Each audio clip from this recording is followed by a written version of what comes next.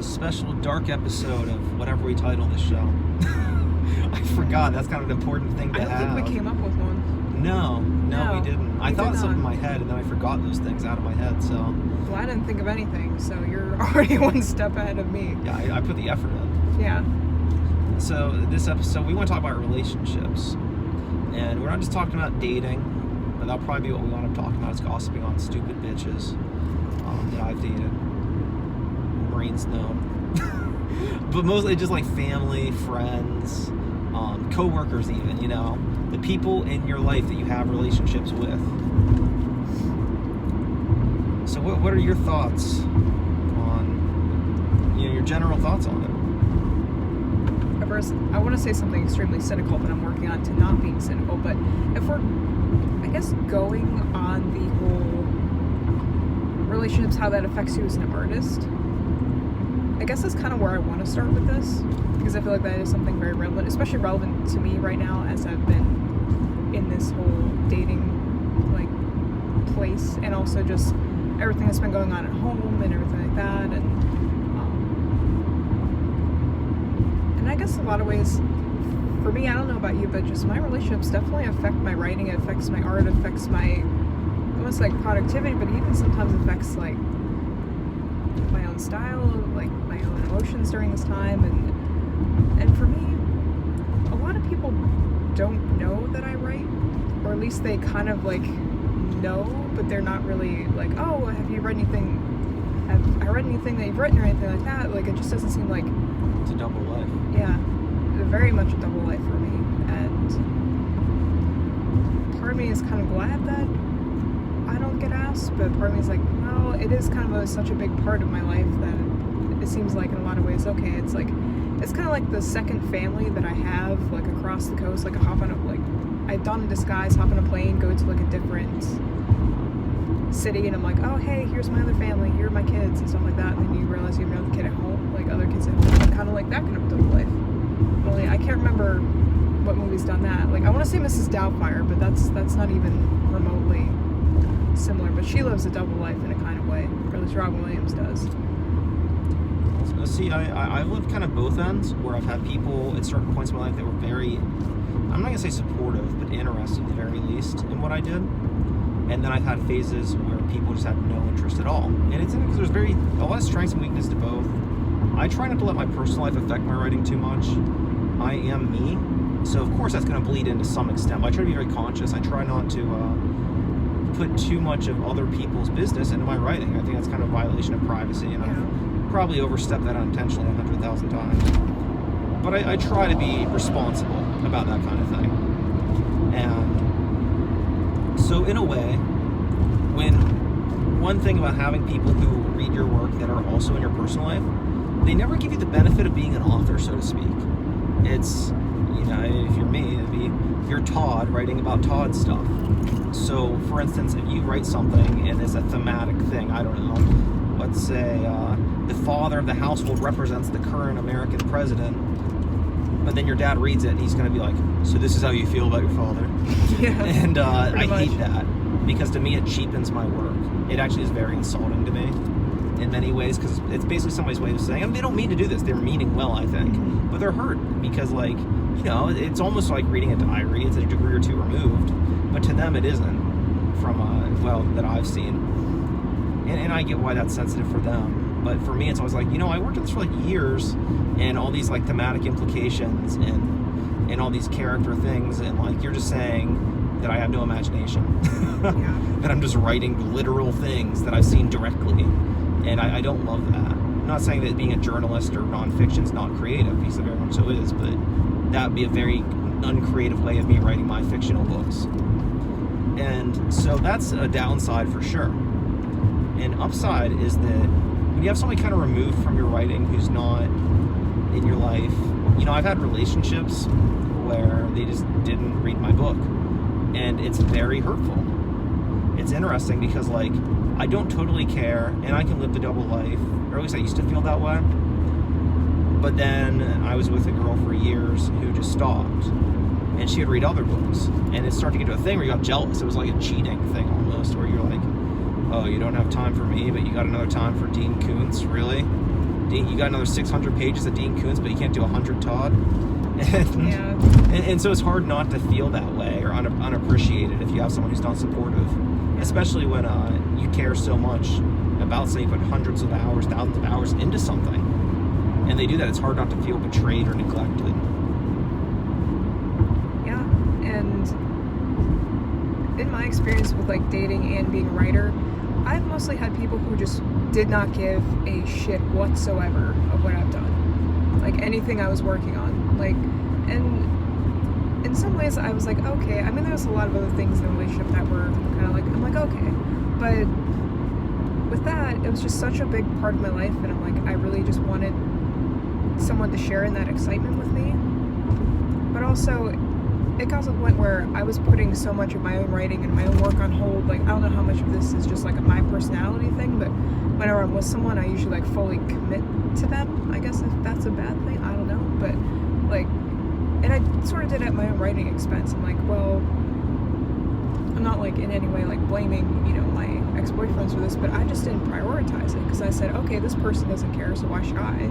Sometimes. And then I also didn't take it seriously because I'm like, I guess, you know, no one else in my life. So I get, sometimes it is nice to have that like double life where you're like, okay, I'm this artist, and then you're like, okay, I'm this private. What is that?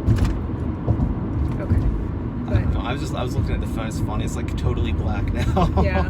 Oh my Which God. is fine because Yeah. like I don't expect anybody to watch this and just look at our faces. Yeah. The whole time for the video. I'm assuming they're multi-tab browsing if listening at all. Yeah. This isn't exactly the most visual program, No. even for our standards. We can make it visual. Yeah, you just turn the light on. Put on hats. Oh, okay. That makes more sense than what I said. Well, actually, it's funny, you know, you saying that about relationships. I say that I don't let my personal life affect my writing, and that was actually a lie, kind of. Not an intentional one, but it was untrue. Because, like, if I start talking to someone like dating, you know, I'm OCD. I have manic episodes, and I get so excited sometimes when I enter a relationship. I've noticed that I won't sleep much. I get so much productivity and creativity. Like, I've never done drugs, but it's what people tell me about cocaine. So, like, I'll write, like, literally dozens of pages in, like, 2 or 3 days. And I have thousands of ideas. And it's just non-stop because I'm so excited. Whereas, like, I don't know, I don't think this has happened. But if I was working on something and a family member passed away or something, I would take time away so that I could focus on my own life and be a part of my real life. And the writing would go on the back burner. A, because that's what I need to do. That's a responsibility I have as a human being. But B, my writing wouldn't be as good if I was distracted the whole time. So I will say that my writings do affect my writing in the sense that if I'm too stressed, you know, I've been very stressed and I haven't been writing for the last few months. I still think I didn't want to, and the big reason I don't is I don't have that inner peace that I can write. Even, you know, I do a lot of weird kind of experimental stuff when I'm writing in the same way like a method actor. I almost do that with my writing sometimes. And, but even then, like, my life's in order enough that I can afford to take those risks. I don't know, it's because in the bedroom, but that sounds totally Oh my gosh. different. Yeah, it does. Especially on a thing about relationships and It writing. does. So many ways. So a big thing with writing is family and family reading your writing. They're usually the ones I think that are a little more insecure or worried. That's one of the more awkward groups of people to share it with, I would say. Yeah, I'd say so. And I don't know. I mean, I know some people who really resent their family for not being supportive. And I know some people who probably wish their family wasn't supportive. I think all the time of, there's a great episode of Californication. I've been thinking about that show a lot lately. I've been living like Hank Moody lately. So, it's not much of a shock, I guess, but sorry, really pretty colors in the rearview mirror. Yeah. Oh my gosh. It's true. There's like these neon Dragons. blues and Yeah. pinks. They look like a Nicholas Winding Refn movie.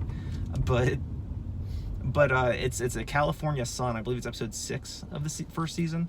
And his father, who's kind of like a Bukowski-esque guy, it's him, a flashback to him when he went and visited the family. Look at that right there. That's pretty nice. Yeah, that's cool. I like the red stoplight in my Yeah. face.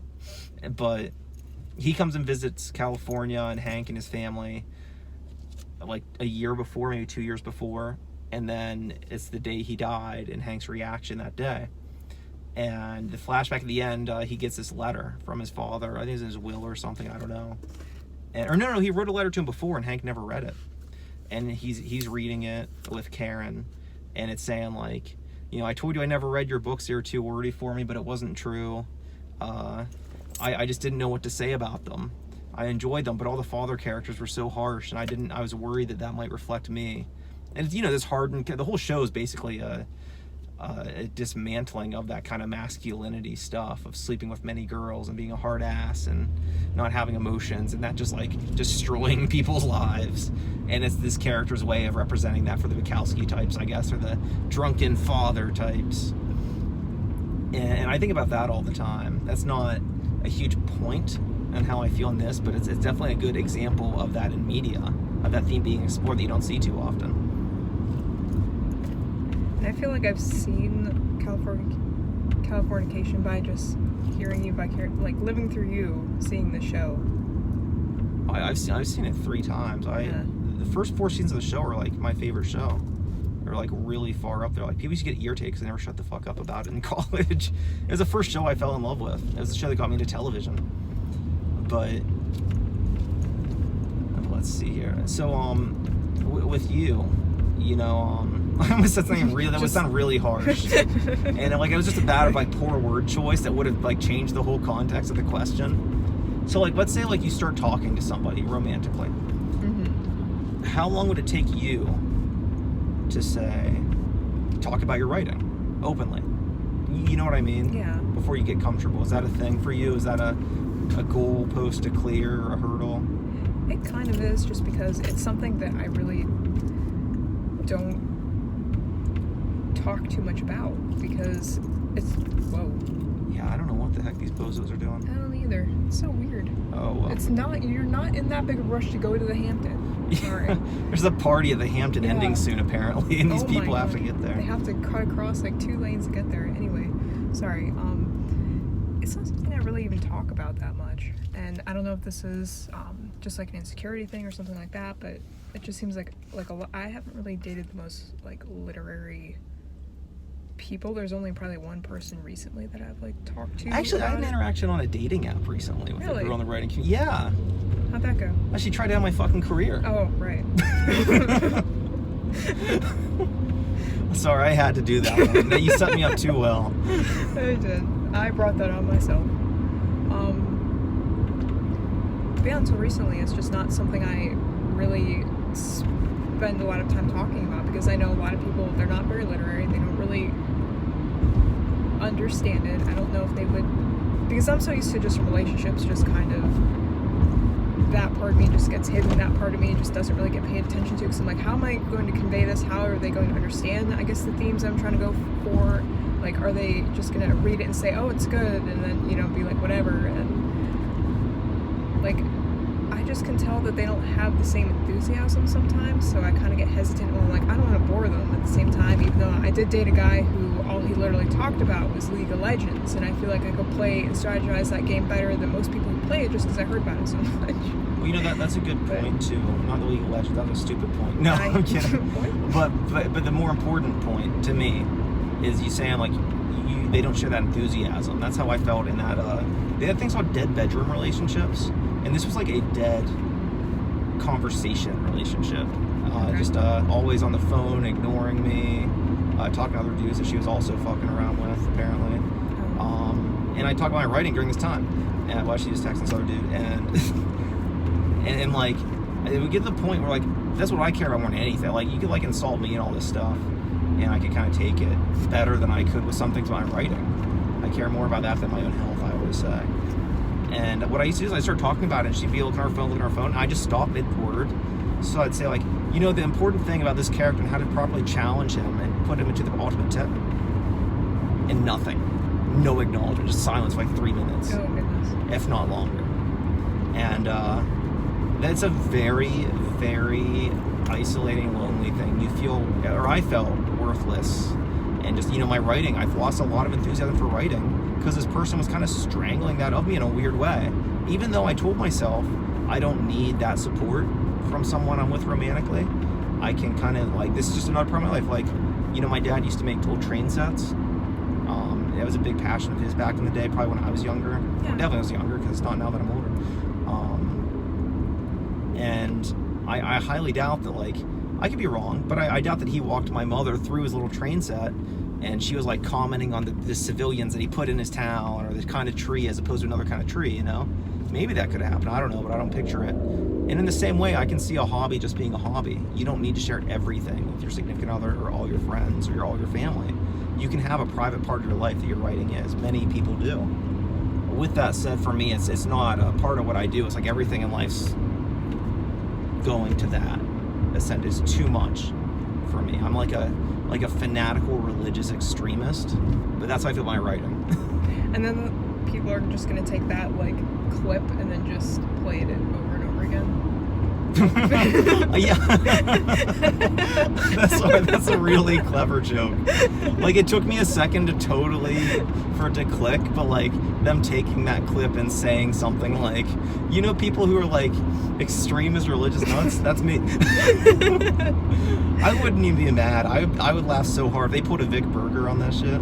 That'd be amazing. That would be funny.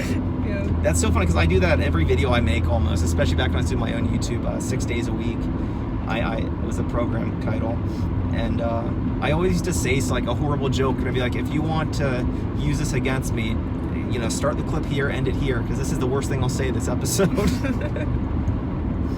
Oh man, we should definitely like preface that better. Damn it, we should. We'll have to put a trailer together for the series, and I'll have random clips of people saying things, and that'll be one of them. Fanatic religious extremists.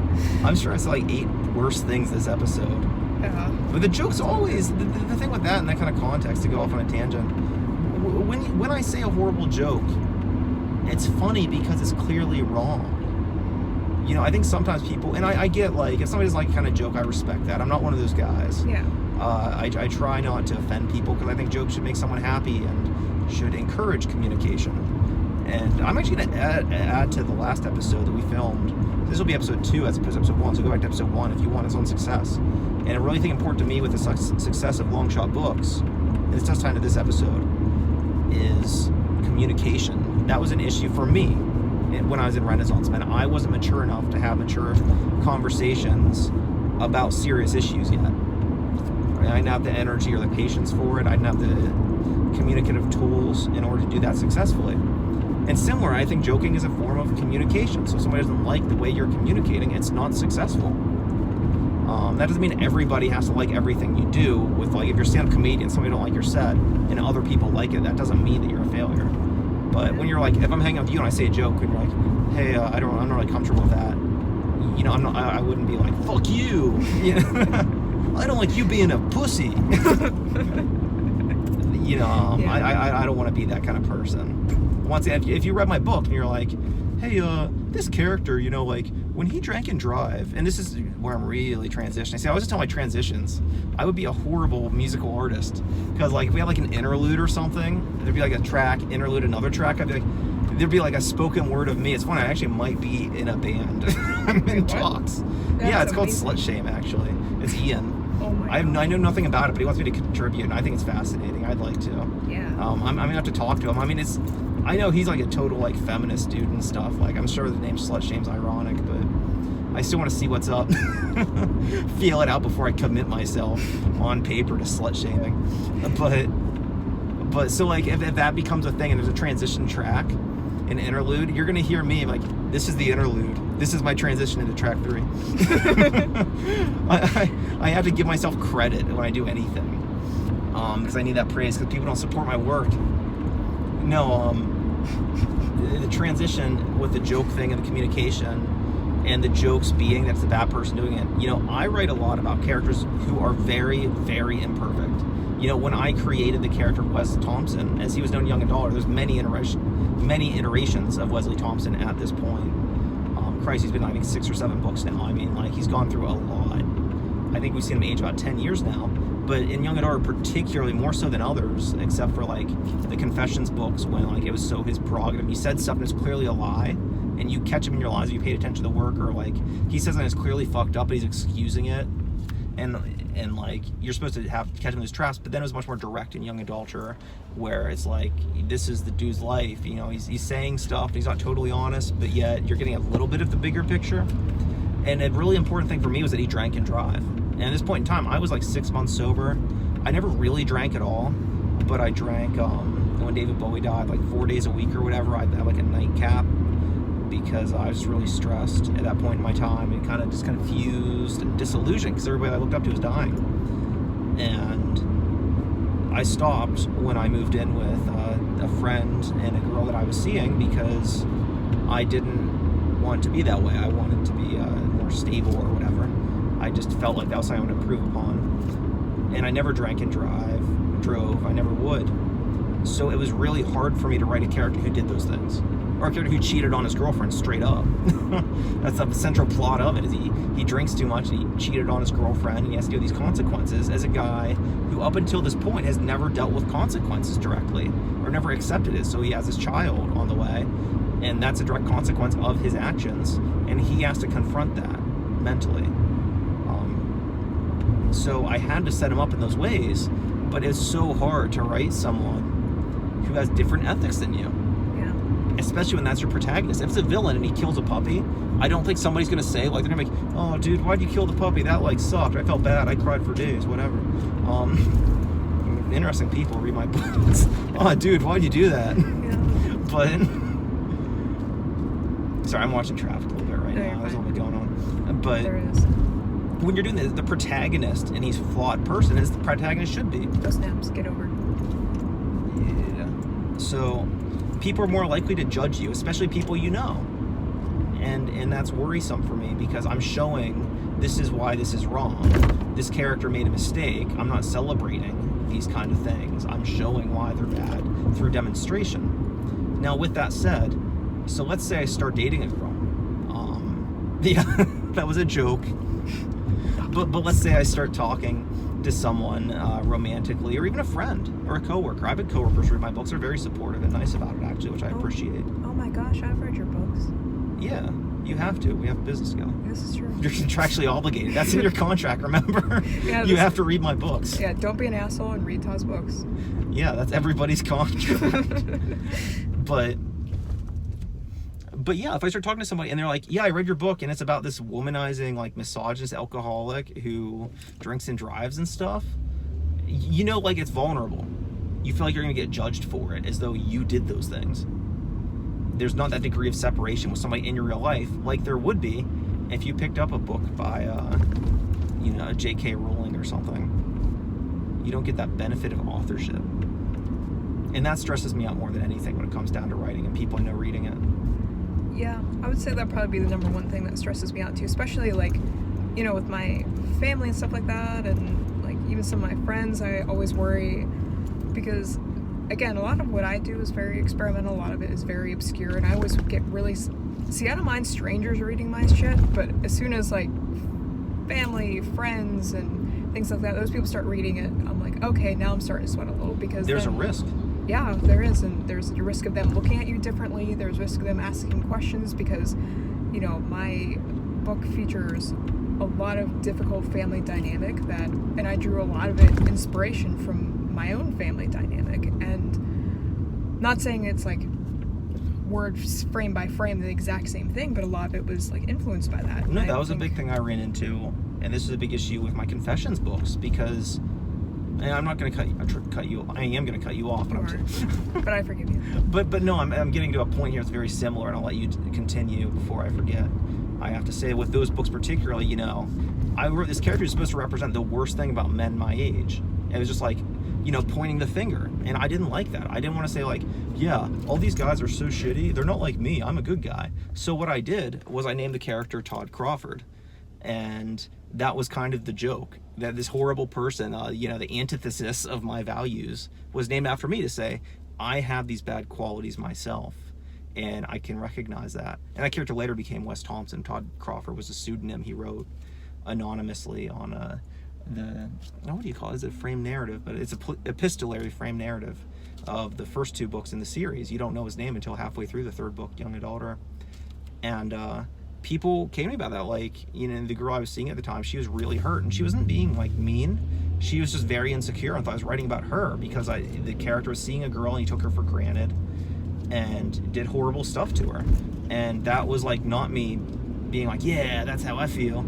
It was me being like, that is my worst nightmare, to treat somebody this way, especially somebody who's good to me. And you know, I'm not gonna say it was based on her, because it wasn't, but somebody who was as good to me as she was, you know, that would be the worst things if I treated somebody that kind, that horribly. But even so, that's still there, and that was still a point of contention in our relationship that really, like, we had an argument or two about.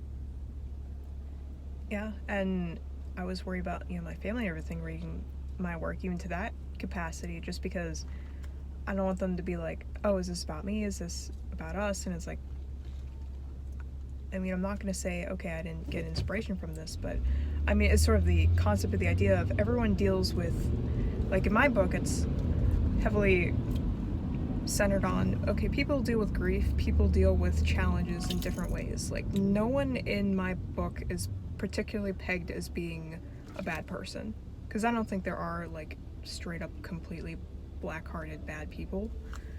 I just can't. Things Nazi sympathizers say. Oh my gosh, okay, never mind, but I hate you. Which, it's come a long way since I first started working on it, because I know some of the characters, especially the more parental figures, are very flat. But as the project has continued, as I've, like, it's sort of evolved for me, like, I mean, do I think any of my inspiration, any of those are bad people? No, not at all. I just think everyone handles their things different ways, and it's very real, it's a very human thing, and that's really what I'm going for. But I'm worried that if someone I know reads this and thinks, okay, is this about me? But now what are your thoughts really on me? And I don't want it to start any kind of like friction or anything like that. So that's why a lot of the time I just don't even talk about my own work, or even just some of the subject matter that I want to write about is very on edge, very, as coming from like that, you know, religious small town, like some of the topics I write about, yeah, are pretty out there. The other thing for me, when I started writing, I was kind of had that, a lot of religious pressure, because I went from religion for a long time. Yeah. It took me a long time to come back to. Renaissance Man helped me actually go back to Christianity, because you know, R.J. Schick and his thoughts on it, just the stuff we liked, he really showed me the good side of it, as well as very positive youth group experiences I had with a girl I was dating in high school. But like, when I was starting writing, there's a lot of people that came up to me like, you know, you're gonna go to hell and you shouldn't write about this stuff. You should, because I'm into horror movies and stuff, which is funny, horror movies like the most Christian genre. Hey, we got to get rid of the devil. The devil's bad. We got to use Christ, because Christ is more powerful than the devil. The power of Christ compels you. Like, don't have premarital sex. Don't do drugs and drink.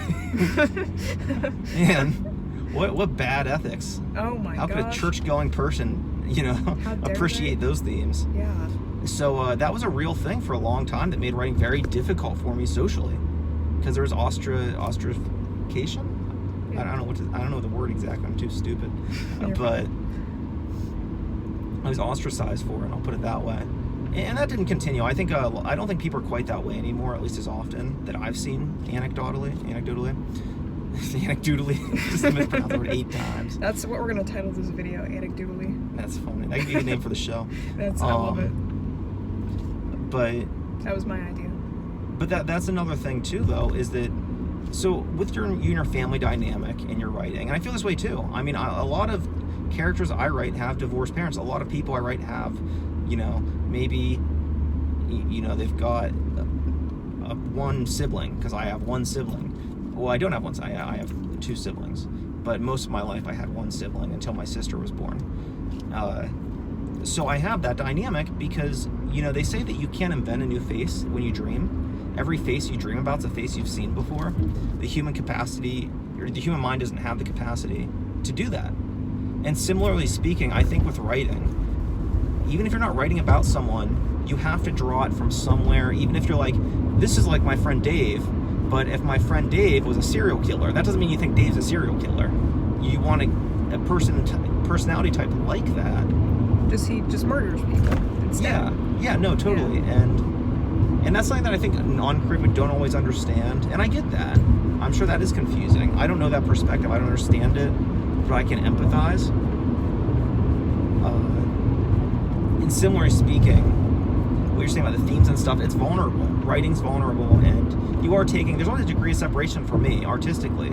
You know, if I write a sex scene, it's not always just like, oh yeah, we're getting dirty. It's like, it represents something like, oh, this is a character's relationship with God, or something like that, you know? And there's a deeper connotation. It's not just being pervy. There's actual reasons for it. But with that said, you know, if you write a sex scene, you know, like my mom owns a copy of Young Adult, and that's a filthy book. There's a joke in there, a really horrible joke that Wes says. He says, you know, it was a red flag when the girl we started dating. It was a red flag when I found out that she didn't like rap music. It meant one of two things. She's in the Ku Klux Klan, or she doesn't know how to give head. And unfortunately, she's not in the Klan or something like that. And, you know, that's clearly a joke where the dude's a bad guy and a misogynist and all this stuff. I mean, the whole character, her name is Carly, because she's named after Carly Rae Jepsen. And there's many Lolita references, because he sees women as children. He doesn't respect them as adults like he is in his mind. Which I feel bad for Carly. I love Carly Rae Jepsen. I like that character too, of course. But I like Carly Rae Jepsen, the real human being, more. I didn't want to name her that. That was a last minute change. She was going to be Taylor Swift for the longest time because she's more well known, but she doesn't look like a child. You know what I mean? Nothing. I'm not knocking how Carly Rae Jepsen looks, but that was a big thing when Call Me Maybe came out. That, oh wow, she's like a little girl, you know, she's like 18. Then she found out she's 30, and everyone's like, whoa, you aged well. Yeah. So contextually, you know, when you write a first-person sex scene with a girl named Carly, it's hard not to feel as though people might take that in a way that's not how you want to be seen.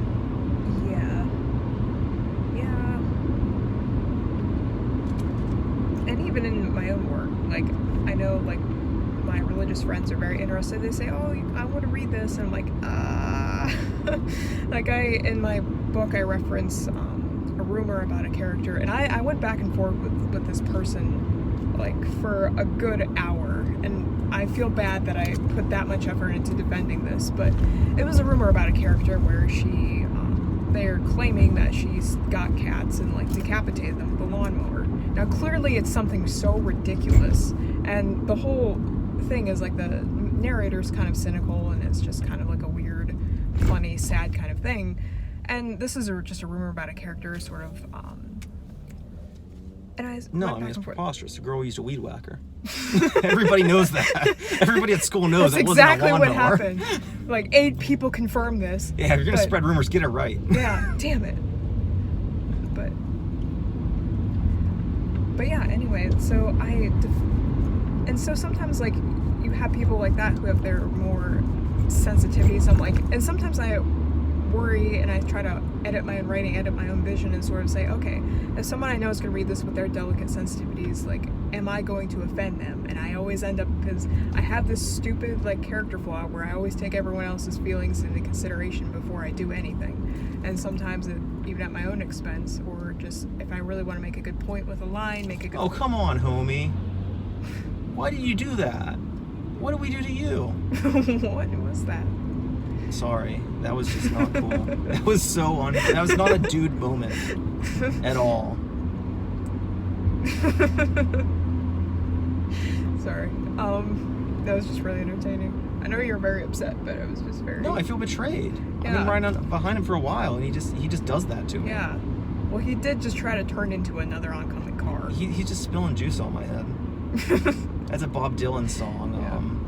The lyrics repetitively referencing a man who spills juice on his head, like he's got somewhere to go, and it's one of my favorite song lyrics ever. Really funny.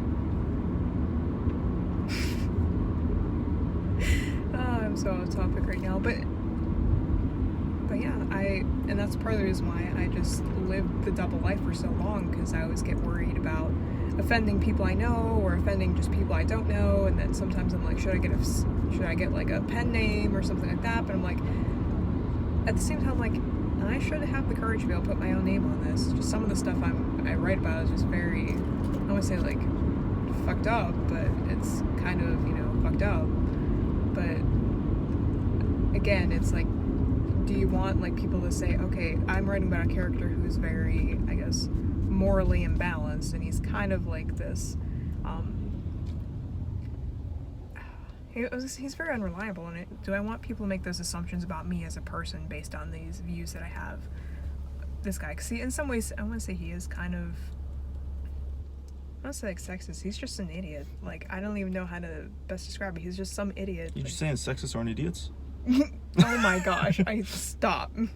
But he's basically just this dumbass kid just trying to find purpose in his life during that like age where your college major sort of defines your future in a way, at least for the next couple of years, and it's very like this college path, career driven. He's just like this, he's just this dumbass kid trying to find his way during this really confusing time of like it being okay, this is the youngest you're going to be at this point in time, and yeah, I just lived a double life for the longest time because I'm so paranoid about offending someone, or so paranoid about like how this is going to be received, and I think that's really a lot of what stalled me. Or when I do tell people, I don't want people to be disappointed and just be like, oh, this is it, this is how she writes, and like, I was gonna say that's the thing too. We didn't even talk about the fear that people just think you suck. Yeah, the people I love. I'm worried they're gonna think I'm morally the characters and the wrongdoings, but it's like more likely they'll just think, oh, he's a shitty writer. Yeah, like, oh my gosh, she can't write a sentence. This character is just terrible. Yeah. Well, I think another thing on top of that though is, and this is something I'm shocked I didn't bring up before, because when we had first talked about doing a show, I really wanted to bring up this point in regards to relationships and books. Yes. Not just really with people in your life, but relationships with the book you're writing and that care. Because to me, writing a book, we talked about, was it this episode or the last one? They were running together, we filmed back to back, where about books being a marriage and everything. That was the last episode, so good. We got some continuity. Yes. In this show. I'm a slut. And it's funny, this is the ride back, whereas that was the ride out. Yeah. So this is, a double feature. Anyhow, so the thing is that writing a book or something is a relationship, and it's kind of an act of love. It's creation. You're giving life. You're giving birth to something, a work of art. Now, I'm not saying that's the equivalent of having a child, even remotely. Oh, yeah. 1,000 books don't equal one human life. With that said, to me, my concept of love and caring for somebody is that you would unquestioningly do anything that you think would help them, which doesn't mean like, hey man, I need money for some heroin. Like, oh yeah, I do anything for you. That's not the same thing, but like anything you truly felt would benefit them, you always want the best for them. And that you would never judge them, and that you accept. I think love is accepting someone no matter what. And I think that's truly, at the end of the day, family, friends, relationships, whatever, even a pet. I mean, how many times does your pet make a mess of your carpet in their lifetime, or scratch the walls? So similar with a book, there's things that really, I don't want to say haunt me, because that's kind of melodramatic that I've written, but it's true. Like, I think about Matt like every day, and him dying, and like it's like somebody I knew died, and there's a sense of loss there and guilt. I tried so hard not to kill him off. I didn't want to at all, but I knew it had to happen for the plot, and anything else would be a lie. And I think another thing about relationships is honesty. Acceptance is a big part, so is honesty. And so like anything else felt like a lie than doing that, and that's what I do when I write. Going back to Clive Barker, he says that when he writes a book, he's just being a journalist. He's just looking at what he sees and transcribing it to the best of his abilities to be the most accurate to that vision. And that's very, very much so how I feel. And what's tough is you are worried about being judged, but sorry, I didn't mean to hit the brakes so hard there. Oh, you're fine. When somebody reads a book or looks at a movie you made or a poster that you illustrated, yes, it's easy to get worried and to care about how they think. You should care about how people think, because you value that person's opinion. Yeah. Of course. With that said, if you love your book, you should have confidence in the same way that, like, I don't care, as a man, I don't care what girl you're bringing to meet your friends. I don't care how much money she makes, what family she's from, how she's dressed. You should treat her like she's like a princess, like the only girl in the room. You should be proud. You're lucky, to have someone. And similarly with a book, I think that's how you should treat it. I think you should be chivalric with your book and give it that respect. You're like a child or whatever. Like, I love you. It's cool. I'm not gonna. I know that you said the C word like 3 times, but it's okay. It doesn't matter what people think. You're still my book. Yeah.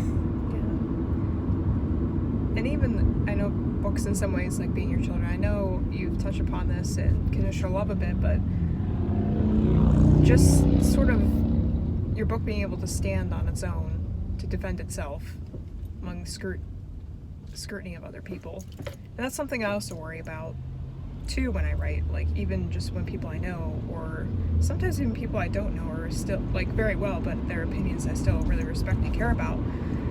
Just sort of wondering, okay, if I'm not going to be there to explain or defend my book or defend myself or defend my own views and everything like that, is this going to affect the relationship? Is this going to affect the interpretation of my work? Is this going to affect the future interactions with this person? And then it just really just psychs me out. But what is that person doing? What do they have in the back of their car? I don't know. To be fair, they have a truck. Yeah, okay. So, quick request. Yes. Don't ever say the words "you've touched upon" in the same sentence as the noun "children" in reference to me ever again. Oh my gosh, son of a bitch, Todd. See, I got started on that, and then I got sidetracked. I was thinking about some girl, and I was listening, but I was still kind of like up in my feels. Oh my gosh. On the note of writing in relationships. 41 minutes, that's pretty good. I think so far this is a comfy show. I don't know how it is to watch or listen to, but it's fun. It's fun to film. It is. I didn't realize there's a Target all the way out here. So how about this? Sorry. Yes. That is pretty nice. Target in Johnny, that's like white trash. That's like, a vacation. This is the greatest day of my life. The nicest McDonald's on earth I see over here. Oh my god. Yeah, fucking gourmet McDonald's. Wait, are they even open right now? They're not hiring closers. Oh. So I guess they're not open. Yeah.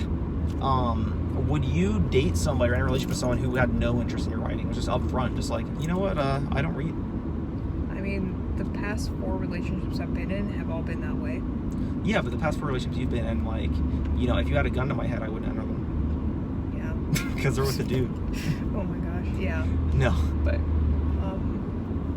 No, I mean, ideal, like, for real. Like, is it a deal breaker for you at this point in your life after those relationships? I mean, like, if you met somebody today and everything was great, but there was that.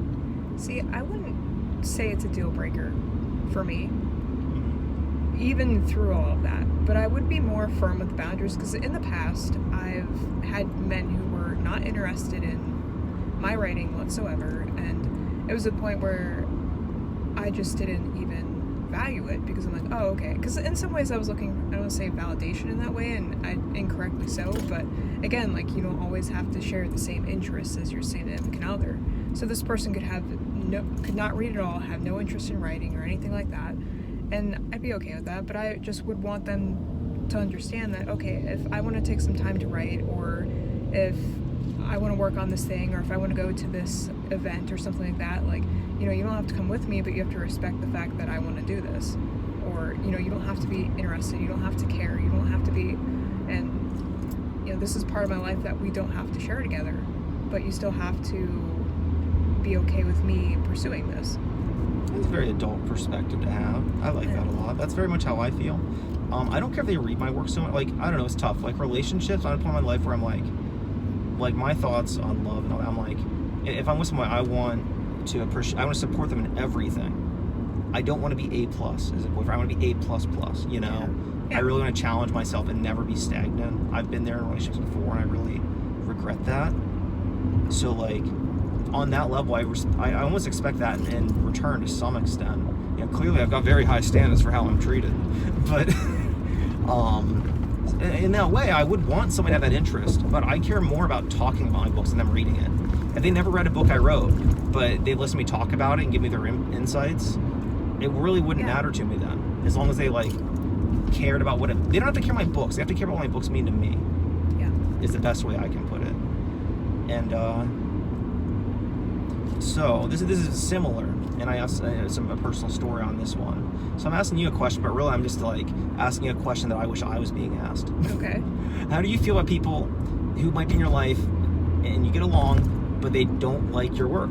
They're supportive even, but they don't like it. See, that's hard.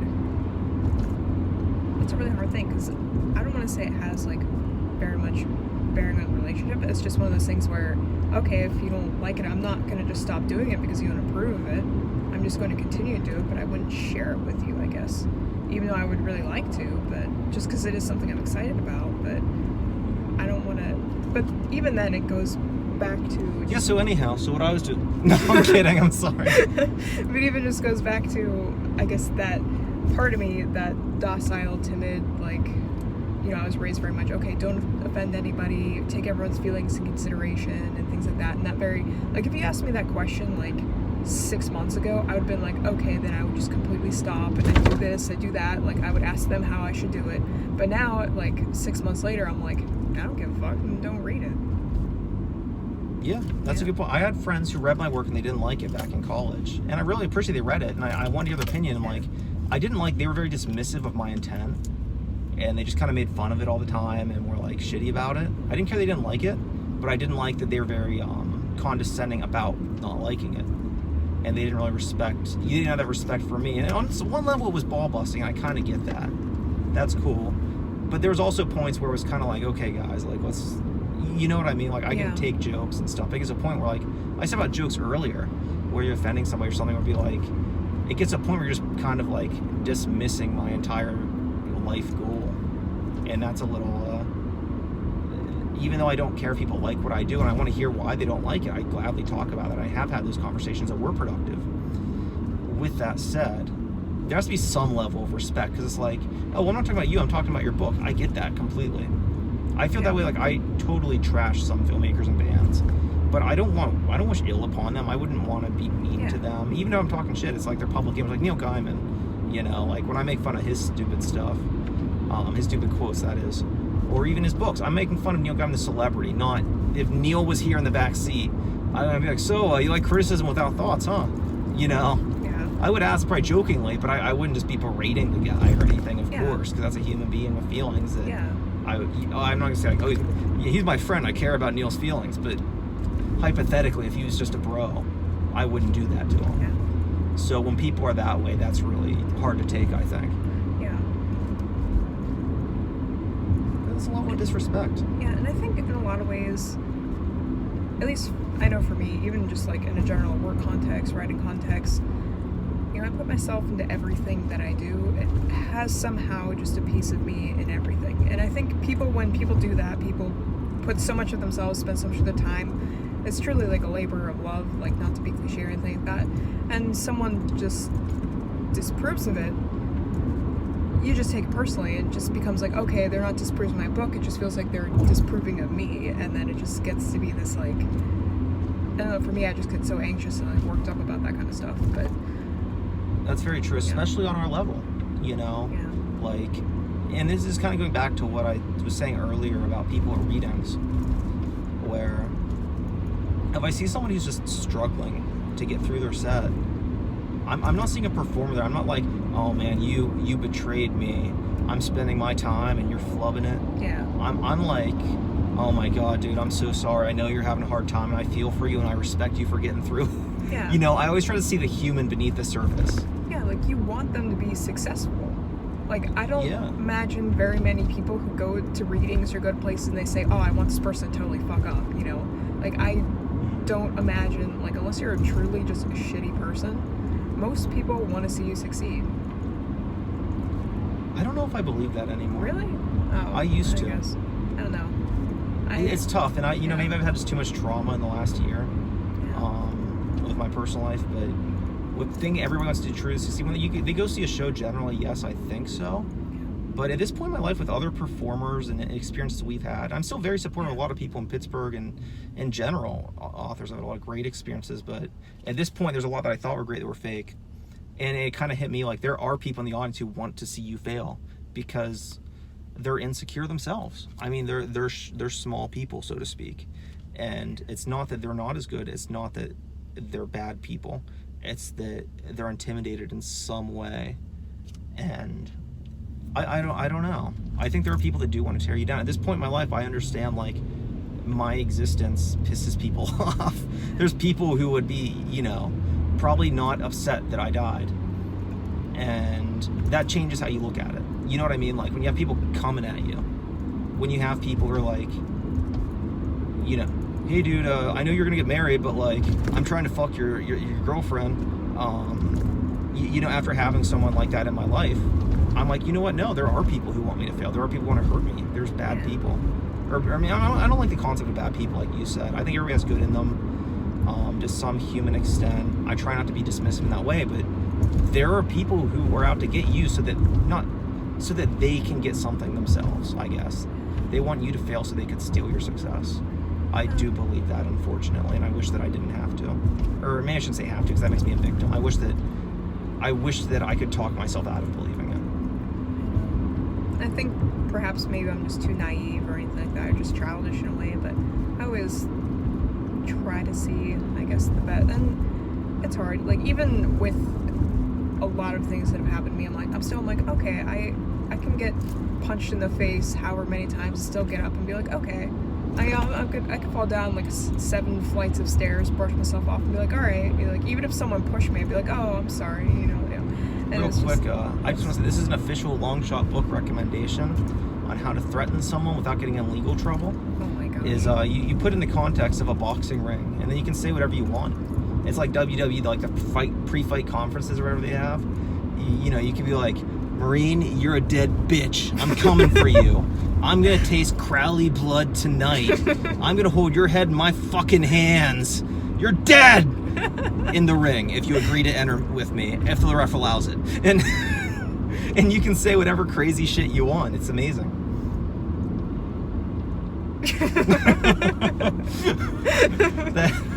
What? That's a legal thing, I think. Yeah. I don't know. I've never tried it. I'm not, like, I wouldn't do that because that's a bad thing to do. But if you wanted to, I'd recommend it. Oh my gosh. Anyway. Yeah. Relationships. Yeah, that's well, see, that's another kind of thing too, though, is that similarly, like, I could say that, and you get the context of it, you know, with us as friends, and you know, I don't know what to call it exactly with owning the company. What the official title would be? We do king and queen. Yeah. That's funny. Like, it's a platonic king and queen thing. That's very progressive of us. Yeah. But like, I could say that, and you know I don't mean it. And similar, like, I hope when people would read something that I would work on, that they would understand that there's that context there. Yeah.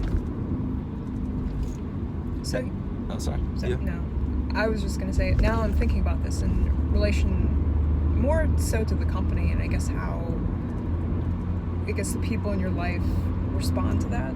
Like, we are in a weird way like small business owners, even though we make less money than our employees do.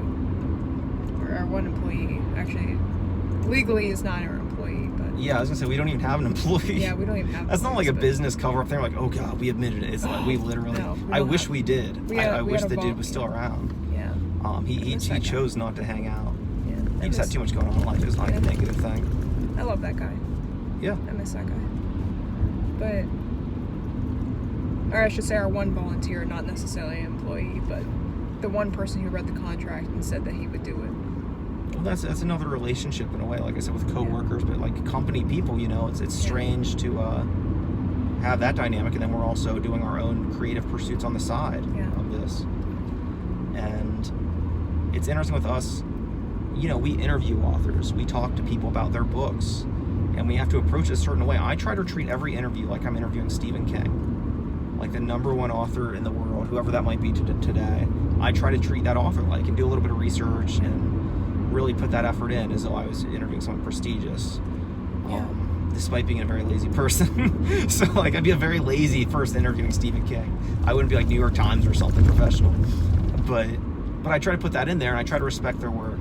And it's a tightrope walk sometimes, because you don't want to ask a question and accidentally offend them in some way that might sound like it's putting them or their work down. Yeah, or even asking something that would just even make them like be like, oh, okay. Like, even on our trip to Philly, like we were in the car for like 5 hours, and I spent at least 2 of those hours freaking out about this interview, because I'm like, I want this guy to have a good interview, like.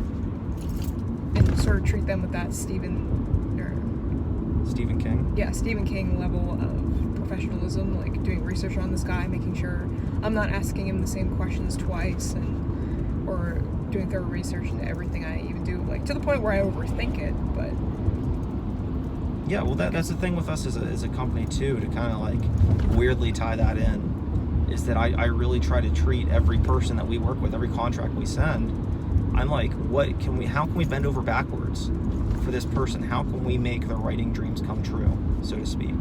With whatever it is, this poem, this book, this reading, how can we do the absolute best to promote them and to respect their work and show how appreciative that we are that they agreed to work with us? yeah, and what's their craziest dream, and how can we make it come true? Yeah, I mean, the one book that we plan on publishing in the next year, like, I remember we saw the cover, I had this moment where, it's going to sound bad, but listen to the whole thing before you get mad. So like, I saw the cover. Cut it here. Just What are you talking about? What? I was saying, just stop the feed here. Oh, I thought you meant driving. I'm sorry. No. I was like, how cut through the truck? Cut Drive exactly. through? Just drive right through. I was gonna say, I'm gonna protest on that one. I'm not into that. Anyway. I saw the book cover and I was like, good luck to whoever's putting that out. And I was like, oh fuck, I'm the dude putting that out. But I love that, and I love that I was challenged. Todd Crawford, all people, was like, oh my god, how are we gonna do this? That's so cool to me. That's the best compliment I could give working on this book, is that I was challenged and I had a moment of like, is this too far? Is this a risk we can take? That is the coolest thing to me. Also, at the same time, I do like that, okay, we're our own business owners and everything like that, and we can take those kinds of risks, and it's like, hey, all I gotta do is just talk it over with you. I'm like, yeah, we pretty much just do whatever. It's the best thing. Yeah. That's why we want to do shows like this, so that we could, like, if we have an author, they could sit in the back seat, or I'll be in the back seat, and they can be passenger, driver, Or they whatever. could drive my And car. yeah, it could be an allegory for them taking over the episode. Yeah. But to have them on and have our own platform to promote and to do things with, because what's so great about having a podcast is nobody can tell us no. People can try, they have, but they can't tell us no. Sorry, that guy dressed like Santa jumped out of no. Yeah, Oh my you gosh. see him? That guy could tell us no. Yeah, you could tell we're back in this area. Yeah. I forget the name of it right now. I don't even know either. Where are we? Anyway. I don't know. Oh. Anyhow, so I suppose this is the point where we should wrap up the episode. I was No. thinking about just going off topic and be like, ask about something totally off topic and just be like, you know what, we've already gone an hour. Let's just do an hour and a half episode for fun. Yeah, like what? But well, the thing is that I'm worried that if we upload it like that, it'll take forever to process, and people probably just shut it off anyhow if it's too formless. And it's been pretty loose already. Yeah. Which is we're fun. loose. I like that. We're That's loose what I people. want. I want candid conversation and naturalism as much as possible. We're loose As natural as you can be when you know you're on camera. Yeah. But just like working in an office environment where there's a camera in the corner of the room, Yeah. I think that we can draw that out of ourselves. Speaking of which, I don't even eat in the cafeteria at work because there's a camera in there, and I find it so unsettling that for the past week, I've been, because I don't want to eat at my desk because I feel like really paranoid about sitting there now all of a sudden. So I've just been finding different places in the building where I can eat. And each place, I'm like, there's just the cameras just throwing me off. So Yeah, I don't like being filmed. I don't like being recorded. I don't like that stuff. Yeah. But this is a consensual thing that we agreed to, wanted to Did do. we? Did I consent to this? I don't care. Okay. I consented for you. All right. But And then you cut that out of context too. yeah, so I suppose this is about the point where we're at the ramble territory, so it's time to shut it off. But thank you for watching. Please subscribe, watch more videos. I say it droning because everybody says it, but I do appreciate anybody who's watched a video for a minute, let alone an Or hour. at least anybody who stuck it out this long. Yeah, no, that's a major investment of time, and you could listen to something. I was gonna say that you could be listening to something better like Joe Rogan, but I don't really like Joe Rogan's show, so so I'm not gonna say that. You can just listen to music for an hour or do something else. I don't know. The Minimalist Podcast. That's pretty great. Yeah, I don't listen to any podcasts anymore, so I couldn't say. Well, it's fantastic. So yeah, go watch that instead of our next episode, I guess. Yeah.